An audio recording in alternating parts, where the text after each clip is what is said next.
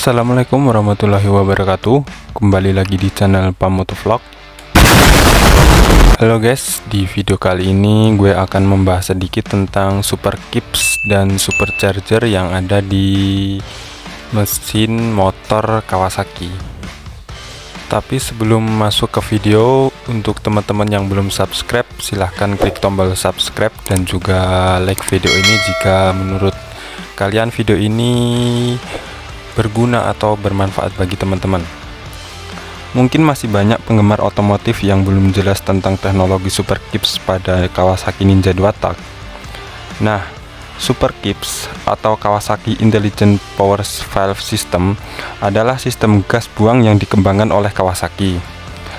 Cara kerja sistem super kips sendiri dengan memanfaatkan buka tutup katup pada saat putaran mesin rendah dan tinggi dengan tujuan untuk meminimalisir gas buang.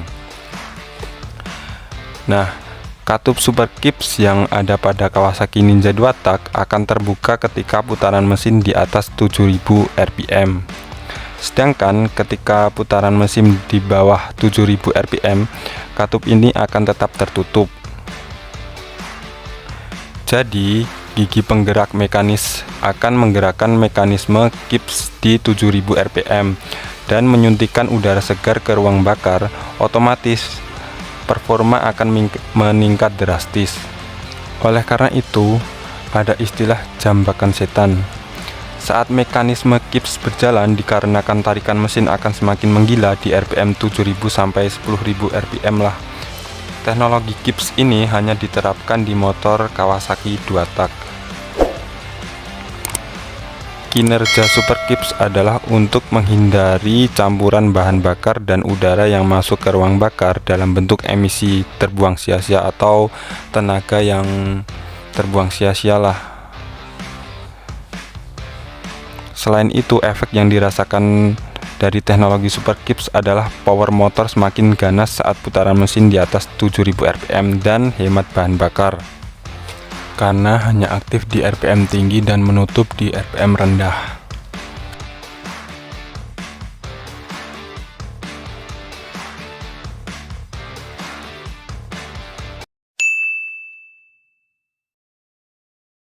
Kehadiran Kawasaki Ninja H2 dan H2R saat ini digadang sepeda motor produksi pertama yang dilengkapi supercharger. Bagaimana cara kerjanya? Keduanya menyandang mesin 998 cc 4 silinder inline DOHC dengan supercharger sentrifugal 2 speed, maka tak heran jika H2R menghasilkan sekitar 326 tenaga kuda ketika diuji di Amerika Serikat, sementara H2 dibatasi hingga 210 tenaga kuda saja karena untuk pengguna jalan raya. Penggunaan komponen induksi paksa, supercharger ataupun turbocharger memang bertujuan menambah daya pada mesin yang ada secara efisien. Penggunaan komponen induksi paksa, supercharger ataupun turbocharger memang bertujuan menambah daya pada mesin yang ada secara efisien. Induksi paksa udara ke silinder ruang bakar artinya menambah udara lebih banyak. Menambah udara berarti memungkinkan penambahan bahan bakar. Campuran udara dan bahan bakar yang padat di ruang bakar artinya akan memungkinkan ledakan besar yang dihasilkan daya kuda yang lebih besar. Sehingga saat bergerak, sepeda motor tak butuh putaran mesin yang lebih tinggi atau bukaan gas yang lebih besar dibandingkan dengan mesin yang sama tanpa supercharger ataupun turbocharger. Sebuah supercharger atau turbocharger mampu memanfaatkan udara intake lebih tinggi daripada tekanan atmosfer. Uniknya, kata turbocharger ternyata akronim dari turbo supercharger yang merupakan nama resminya. Perbedaan kedua terletak dari sumber energi yang menggerakkannya. Turbocharger digerakkan oleh aliran gas buang yang menggerakkan sebuah turbinnya. Sedangkan supercharger digerakkan secara mekanis melalui sabuk atau rantai oleh crankshaft mesin. Pada Kawasaki Ninja H2 atau H2R, Bilah-bilah atau impler pada supercharger digerakkan oleh set gear berupa planetary gear yang mampu menggerakkan putaran dari setup gear hingga 8,125 kali. Planetary gear dihubungkan dengan rantai ke step up gear, sedangkan tugas step up gear meningkatkan putaran crankshaft mesin menjadi 1,14 kali. Sehingga jika putaran mesin sekitar 14.000 rpm, maka putaran impler supercharging H2 akan menjadi 130.000 rpm.